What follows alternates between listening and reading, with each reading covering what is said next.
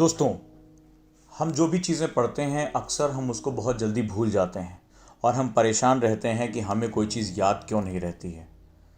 अच्छी मेमोरी हम सभी की चाहत है। हम सभी चाहते हैं कि हम जो चीज़ें पढ़ें उसको लंबे समय तक याद रख सकें, लेकिन ऐसा करना एक आर्ट है, एक कला है, एक ऐसा तकनीकी है। अगर आप इसको सीख जाते हैं तो आप लंबे समय तक चीज़ों को याद रखते हैं। आइए उसी क्रम में मैं आपको आज सिस्टमैटिक रिवीजन टेक्निक के बारे में बताता हूं, जिसे SRT कहते हैं। और इस तकनीक को जानने के बाद, इसको फॉलो करने के बाद आपकी ज़िंदगी में एक बहुत सकारात्मक बदलाव निश्चित रूप से आएगा। दोस्तों, जैसा हम जानते हैं कि हम किसी भी पढ़ी हुई चीज़ का 80% हिस्सा 24 घंटे में भूल जाते हैं। हाँ, ये बिल्कुल सत्य है। अगर आप किसी चीज़ को एक बार पढ़ रहे हैं, सरसरे तरीके से पढ़ रहे हैं, तो निश्चित रूप से 24 घंटे के अंदर आप उसका 80% भूल चुके होंगे और आप अपनी मेमोरी को दोष देना शुरू करते हैं कि मुझे ये चीज़ याद नहीं रहती है।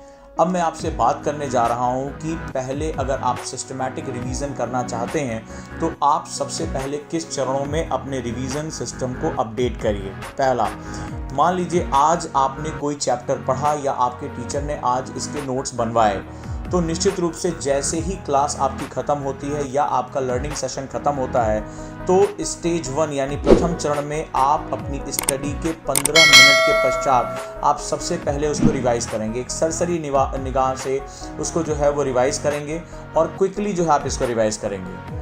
दूसरा चरण यानी सेकेंड स्टेज होता है कि आपने आज मान लीजिए 2 से 4 आपने अध्ययन किया या 12 बजे से 2 बजे तक अध्ययन किया, तो इस अध्ययन के अगले 24 घंटे के अंदर आपका ये जो है वो रिवीजन हो जाना चाहिए। यानी क्लास में जाने से पहले आप दोबारा उसको रिवाइज कर लीजिए। थर्ड जो स्टेज होता है उसको हम लोग कहते हैं कि आप अपने एक हफ्ते में सिर्फ और सिर्फ रिवीजन का दिन रखिए। उसमें आपने हफ्ते भर में जो भी सामग्रियां पढ़ी हैं, जो भी इंपॉर्टेंट इनपुट दिया है, उसको रिवाइज करते जाएंगे। चौथा स्टेज, आप पूरे महीने का एक दिन फिक्स कर लीजिए और उस दिन पूरे महीने में अभी तक आपने जो जो पढ़ा है, जो जो रिवाइज किया, उसको पुनः रिवाइज करेंगे। इसके बाद 5वां रिवीजन होना चाहिए अपने अध्ययन के 3 महीने के पश्चात। आपने जो भी चीज़ें पढ़ी हैं 3 महीने का, उसको आप एक दिन में रिवाइज करेंगे। और छठा चरण, जो आपने अभी तक 6 महीने में पढ़ा है, उसको आप एक दिन रिवाइज करेंगे। दोस्तों, इस तरह 6 तरह के जो है रिवीजन होते हैं, 6 चरणों के रिवीजन होते हैं। पहला, पढ़ने के तुरंत सेशन आपका ख़त्म होने के 15 मिनट के अंदर आप उसका फर्स्ट क्विक रिवीजन करेंगे। ये सबसे एसेंशियल पार्ट है। अगर आप इसको मिस करते हैं तो यकीन मानिए आप अपनी ज़्यादा से ज़्यादा इन्फॉर्मेशन को हमेशा के लिए खो बैठेंगे। दोस्तों, अब हम समझते हैं कि रिवीजन को अपनी दिनचर्या में कैसे शामिल करना है। तो चलिए मैं आपके इसके बारे में बात करता हूँ। आपकी जो सारी आपकी पुनरावृत्तियाँ हैं, उनको आप निम्नलिखित चरणों में आप देख सकते हैं। पहला, एक तो जैसे ही त्वरित गति पठन कहते हैं हम लोग जिसको, यानी कि तेज़ी से पढ़ते रहना। आपने कोई भी चीज़ आपकी जो क्लास में है, आप उसको सरसरी निगाह से पढ़ डालिए तेज़ी से, और उसको जो है वो तुरंत के तुरंत उसकी रिवीजन करिए। ये जो रिवीजन होना चाहिए वो 5 से 7 सेकंड के अंदर हो जाना चाहिए। यानी उसके फ्लो चार्ट, जो हाईलाइट किए आपने पॉइंट्स, जो बिंदु बनाए हैं या जिनके ऊपर आपने मार्क किया है, उनको आप अपने मन के अंदर उनके पिक्चर्स को देखने की कोशिश करिए।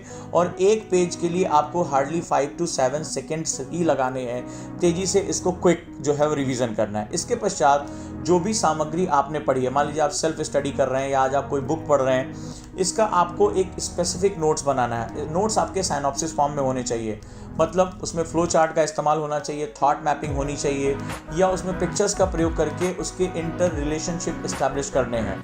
इसको हम लोग LWMI, less word more information कहते हैं। इस पे आपके साथ बनना चाहिए। अब इसके पश्चात आप अपने क्लासेस से हटते हुए या अपने जो पढ़ने की टेबल से हटते हुए आप अपने डेली लाइफ में आ गए। मान लीजिए आप घर पर हैं और घर पर आपको ये रिवीजन करना है। तो घर पर जो आपका रिवीजन करना है, जो दिन की शुरुआत होनी चाहिए वो पिछले दिन जो आपने पढ़ा है वहाँ से आपकी रिवीजन की शुरुआत होनी चाहिए। सपोज दैट आज मैं सुबह उठता हूँ, तो अपना फ्रेश होने के पश्चात आप जो है वो अपनी टेबल पे जब आप बैठे, तो आप वहाँ पर जो है वो फर्स्ट रिवीजन आप तत्काल करिए। यानी कल जो मैंने पढ़ा है रात भर के बाद मेरे दिमाग में सेटल हुआ या नहीं, तो वहाँ से जब आप रिवाइज करेंगे तो आपका पिछले चैप्टर से लिंक बन जाएगा और आगे आप पढ़ाई वहाँ से शुरू करेंगे। जनरली हम लोग क्या करते हैं, हम लोग आगे पढ़ना शुरू कर देते हैं कि मेरा आगे का टारगेट क्या है, यहाँ से पीछे से हमारा लिंक खत्म हो जाता है। इसके पश्चात अगला जो रिवीजन होना चाहिए, जैसे आप क्लास में जा रहे हैं, आज आपकी क्लास का टाइम हो रहा है या रीडिंग सेशन में जा रहे हैं, उससे जस्ट पहले या तो आप क्लासेस में 10 मिनट पहले पहुंच जाइए या 10 मिनट आप रुक कर जो है उसको रिवाइज कर लीजिए कि कल मेरे टीचर ने क्या पढ़ाया था, चलो जरा मैं इसको एक देखते हुए, एक सरसरी निगाह से देखते हुए लिंक कर लेता हूँ। ये सबसे इंपॉर्टेंट होता है और ऐसा करके आप क्लास में जो आप बैठ रहे हैं उसका आपको आनंद ही अलग आएगा और अपने आप को बहुत आप कनेक्टेड महसूस करेंगे अपने कंटेक्स्ट के साथ। इसके पश्चात जो तीसरा और मोस्ट इंपॉर्टेंट रिवीजन होता है वो होता है रात में सोने से पहले। जी हाँ, सोने से पहले का जो टाइम है वो व्हाट्सअप, फेसबुक या यूट्यूब के लिए ना होकर वो जो टाइम होना चाहिए, आप 15 to 20 मिनट्स अपना डेडिकेटेड टाइम रिवीजन के लिए निकालिए कि आज मैंने पूरे दिन में कौन सी चीज़ें पढ़ी हैं, कौन से नए इनपुट आए हैं, क्या इंपॉर्टेंट पॉइंट्स हैं, ये सारी की सारी चीज़ों को तत्काल के तत्काल रिवीजन कर लिए। यानी एक दिन में 3 हिस्सा आपके रिवीजन के लिए होना चाहिए, सुबह जस्ट उठने के पश्चात, क्लास में जाने से पहले और रात में सोने से पहले। ये मैजिकल इफेक्ट आएगा। इसके पश्चात जो दूसरा रिवीजन होता है उसको हम लोग साप्ताहिक रिवीजन कहते हैं, यानी कि वीकली रिवीजन सिस्टम बोलते हैं। ये बेसिकली आप मान लीजिए संडे का दिन है, आपको आज क्लास नहीं जाना या कोई खास काम नहीं है, तो अपना जो संडे का टाइम है उसमें आप मंडे टू सैटरडे का जो भी आपने पढ़ाया गया, जो आपके नोट्स हैं, जो भी आपने इनपुट नए दिए हैं, वो सब जो है बैठ के पूरा मनन करने का काम करिए। इस दिन कुछ नया ताज़ा पढ़ने की बजाय जो भी करंट अफेयर्स, आपके जीएस के प्रोग्राम्स, वो सब सुबह से लेकर शाम तक आप उसको रिवाइज करिए ताकि आपने जो पूरा दिन भर किया है वो पक्का होता चला जाए। हम लोग ये देखते हैं कि हम लोग आगे आगे पढ़ते चले जाते हैं और पीछे से वो चीज़ें साफ़ हो जाती हैं। हमें नुकसान तब उठाना पड़ता है जब हम एग्ज़ाम में जाते हैं और निगेटिव मार्किंग का सामना करते हैं। थोड़े बहुत ही अस्पष्ट नॉलेज की वजह से हमारा करियर, हमारा पूरा साल खराब होकर रह जाता है। तीसरा हमारा होता है मासिक जो रिवीजन होता है, यानी monthly revision. Monthly revision system में महीने का एक दिन सुनिश्चित कर लीजिए कि इस दिन एक महीने के पश्चात पूरे महीने में जो भी पढ़ा है, जो भी इनपुट दिया है, वो हम रिवाइज करते जाएंगे। दोस्तों, जो यूपीएससी या किसी एग्जाम में सक्सेस का तरीका होता है वो 60-40 प्रिंसिपल होता है, यानी 60% टाइम अगर आप आगे के लिए दे रहे हैं तो 40% टाइम आपको पीछे के लिए देना ही होगा। आप जानते हैं कि इस एग्ज़ाम में 100 आउट ऑफ 100 कोई महत्व नहीं रखता है, 50%, 55% पे आपका सिलेक्शन हो सकता है, लेकिन वो जो चीज़ें होनी चाहिए वो बहुत स्पष्ट होनी चाहिए, बहुत ही क्लियर होनी चाहिए और आपके जो कॉन्सेप्ट हैं वो बहुत ही ज़बरदस्त होने चाहिए।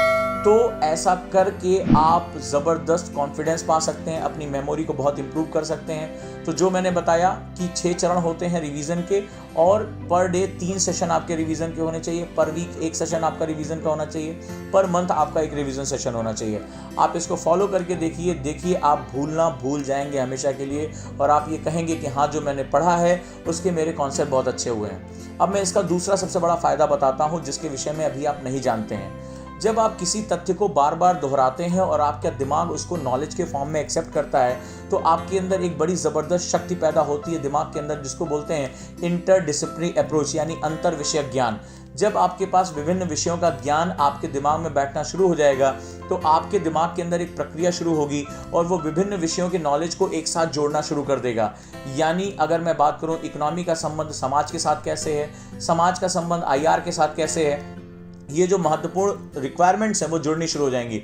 आपको आश्चर्य होना शुरू करेगा कि आप डिफरेंट डायमेंशन को एक साथ जोड़ पा रहे हो और ऐसा करके आप यूपीएससी के लिए सर्वथा योग्य हो पाओगे या जो भी एग्जाम है उसके लिए आप बहुत अच्छा कर पाओगे दोस्तों। लेकिन उसकी शुरुआत जो मैंने आपको बताया उसके साथ आप करिए। ये बहुत महत्वपूर्ण सेगमेंट है जिसको हम लोग सिस्टमैटिक रिवीजन टेक्निक कहते हैं। तो मैं उम्मीद करूंगा कि आज से आपकी ज़िंदगी में ये मेथड्स इन्वॉल्व हो जाएंगे और ऐसा कह के जो आपका ये भूलने की प्रवृत्ति उसको हमेशा के लिए आप मिटा देंगे और अब आपके लिए राहें बहुत आसान हो जाएंगी। जुड़े रहिए दोस्तों, चैनल को सब्सक्राइब करिए। वीडियो कैसा लगा ज़रूर बताएं।